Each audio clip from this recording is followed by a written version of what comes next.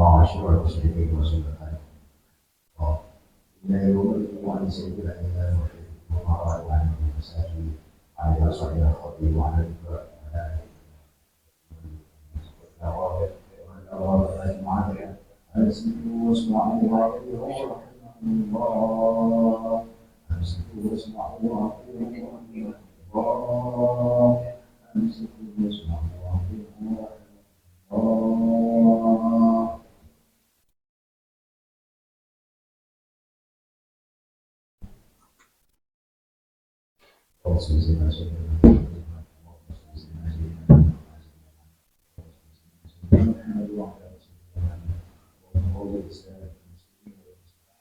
آمين يا الله.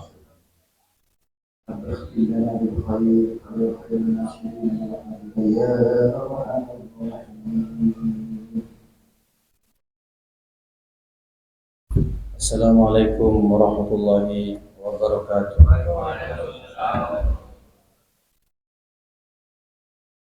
Allahu Akbar, Allahu Akbar, Allahu Akbar, Allahu Akbar.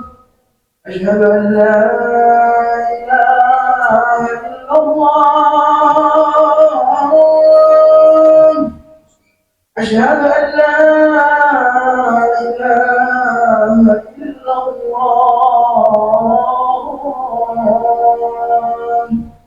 أشهد أن محمدا رسول الله.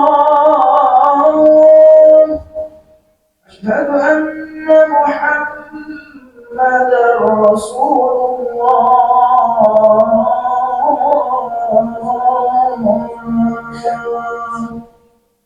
حي على الصلاة.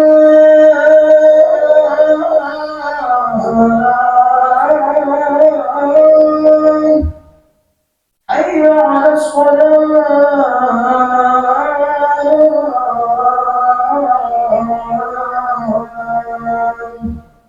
حي على الفلاح.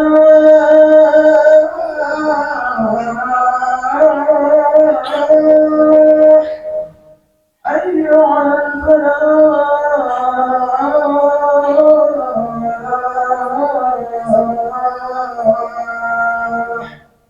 الله أكبر، الله أكبر، لا إله إلا الله.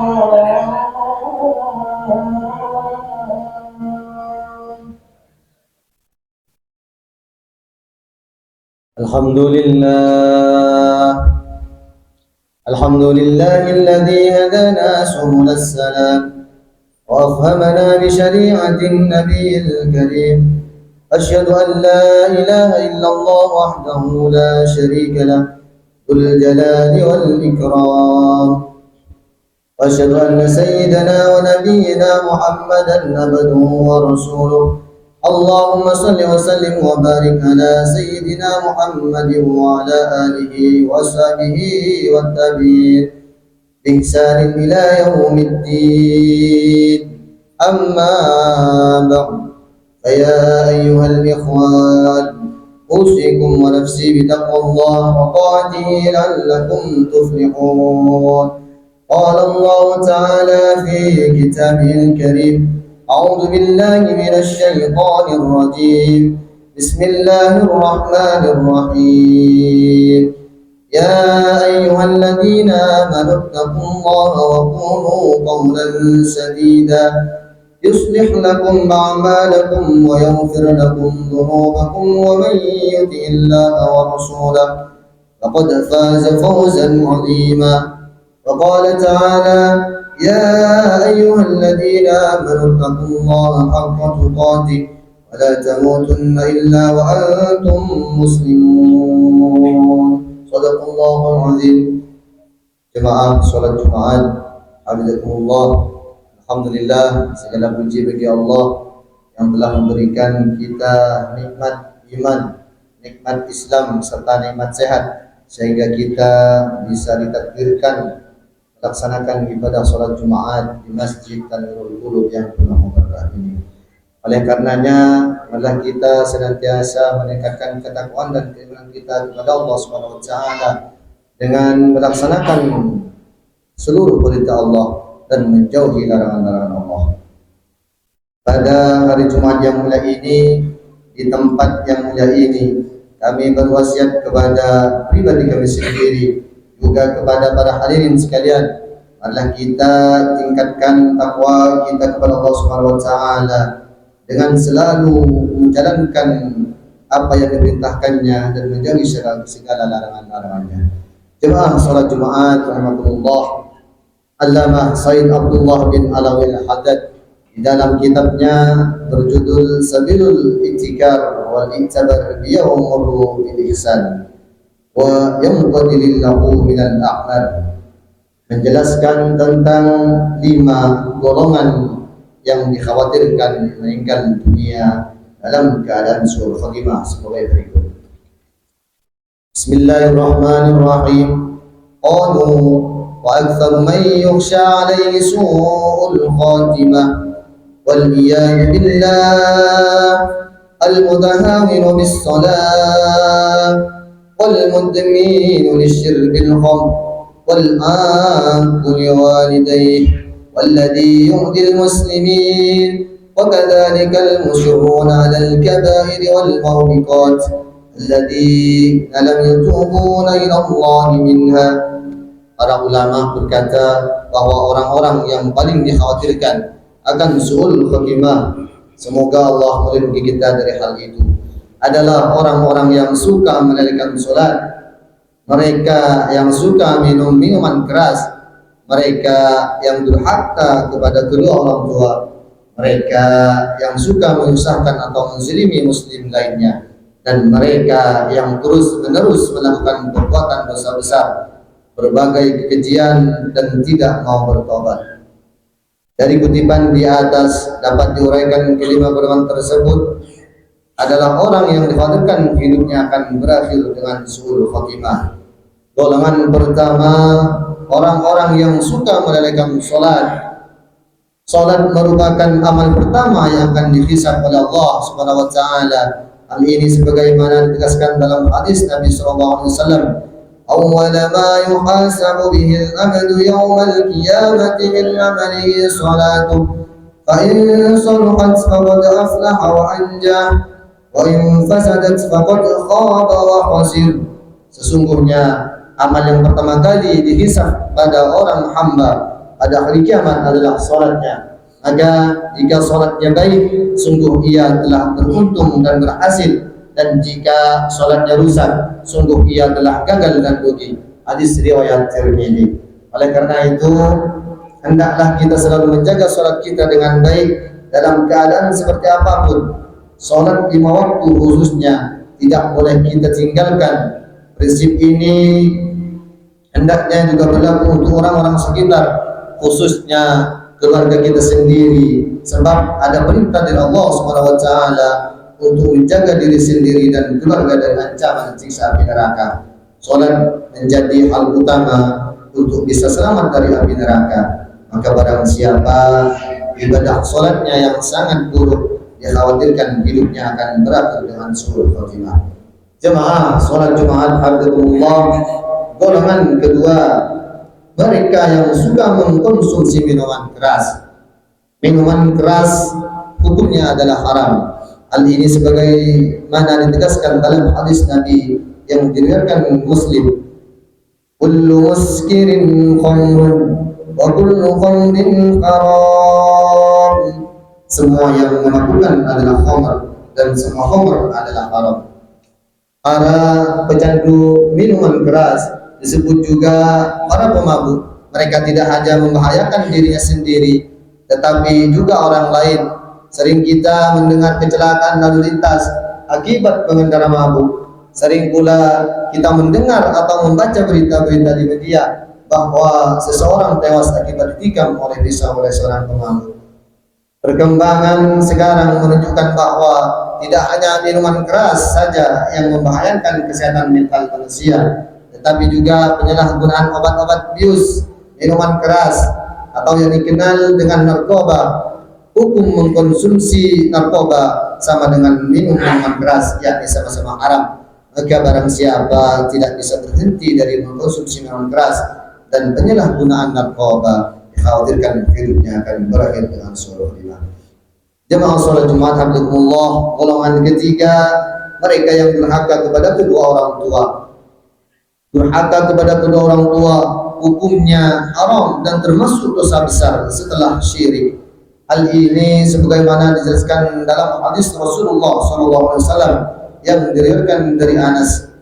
Su'ila Rasulullah sallallahu alaihi wasallam 'anil kabair qala al-isyraku billah wa uququl walidain wa qatlun nafs wa syahadatul zur. Rasulullah SAW ditanya tentang dosa-dosa besar. Beliau menjawab, menyekutukan Allah, durhaka kepada kedua orang tua, membunuh seorang dengan kesaksian palsu. Sangat masuk akal perbuatan durhaka kepada kedua orang tua, khususnya terhadap ibu, merupakan dosa besar. Hal ini disebabkan karena kelahiran anak manusia ke dunia ini melalui mereka dengan segala jerih payah, resiko dan tanggung jawab dunia akhirat yang sangat berat. Perintah berbakti kepada orang tua merupakan wasiat dari Allah Subhanahu wa taala sebagaimana ditegaskan dalam Al-Qur'an surah Luqman ayat 14. Wa wasaynal insana biwalidayhi hamalathu ummuhu wahnan ala wahnin wa fisaluhu fi amaini an ishkur li wa liwalidayka ilayyal masir. Dan kami perintahkan kepada manusia agar berbuat baik kepada orang tuanya. Ibunya telah mengandungnya dalam keadaan lemah yang bertambah lemah dan menjadinya dalam 2 tahun. Bersyukurlah kalian kepadaku dan kepada kedua orang tuamu, hanya kepadaku lah kalian kembali. Oleh karena itu, jika seorang selalu durhaka kepada kedua orang tua dan tidak mau menerima nasihat dari siapapun untuk berbakti kepada orang tuanya, maka anak atau orang seperti itu dikhawatirkan hidupnya akan berakhir dengan suul khotimah. Jemaah salat Jumat Alhamdulillah, golongan keempat adalah mereka yang suka menyusahkan atau menzalimi muslim lainnya. Menzalimi orang lain memang bukan persoalan kecil. Allah Subhanahu wa taala sangat memperhitungkan perbuatan zalim yang dilakukan seseorang terhadap seorang lainnya, apalagi sesama muslim. Hal ini sebagaimana ditegaskan dalam sebuah hadis marfu yang diriwayatkan dari Anas bin Malik radhiyallahu anhu. Wa amma dhulmul ladzi la yatrukuhu Allah fa dhulmul ibad ba'dihim ba'dan hatta yudabbiru li ba'dihim min ba'd.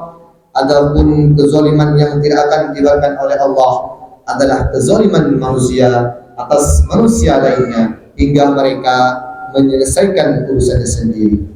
Di antara perbuatan zalim manusia kepada manusia lainnya adalah sebagaimana disebutkan dalam sebuah Rasul yang diriwayatkan dari Abu Hurairah tentang berbagai kezaliman yang dapat mengakibatkan kebangkrutan di akhirat, yakni mencaci maki orang lain, menuduh atau memfitnah orang lain, memakan harta orang lain atau korupsi, menumpahkan darah orang lain dan memukul orang lain. Oleh karena itu, jika seseorang selalu menzalimi orang lain tanpa disediakan oleh siapapun supaya berhenti, maka orang seperti itu dikhawatirkan hidupnya akan berakhir dengan suul khotimah. Jemaah salat Jumat Alhamdulillah, golongan yang kelima, mereka yang terus-menerus melakukan perbuatan dosa besar, berbagai kekejian dan tidak mau bertaubat. Kita sering mendengar istilah mulimu dalam bahasa Jawa yang maksudnya adalah perbuatan dosa dengan inisial 5M, yakni 1. Madon artinya berzina atau main perempuan, 2. Mendem atau mabuk-mabukan, 3. Main atau berjudi, 4.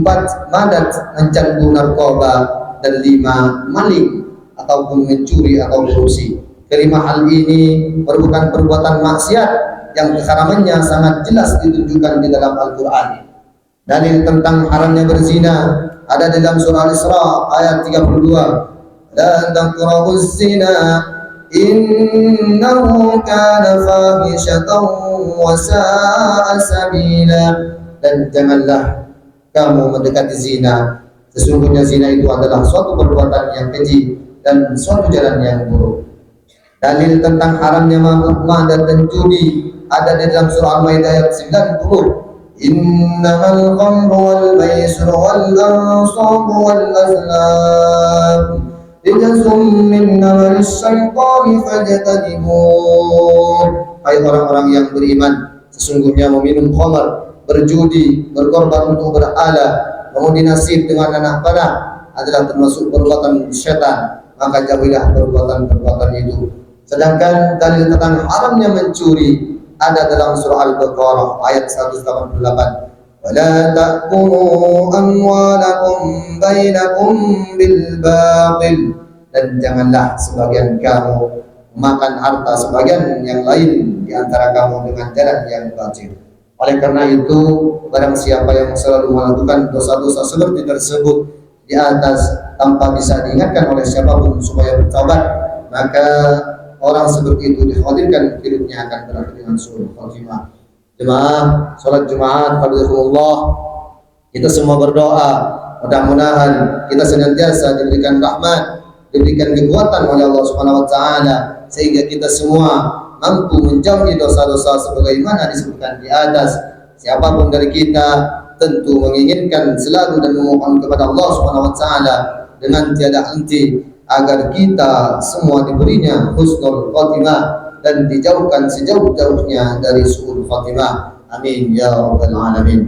Barakallahu li wa lakum fil Qur'anil azim wa nafa'ani wa iyyakum bil ayati wa dzikril hakim. Innahu ta'ala yawaddun karimun malikun barrun rahim.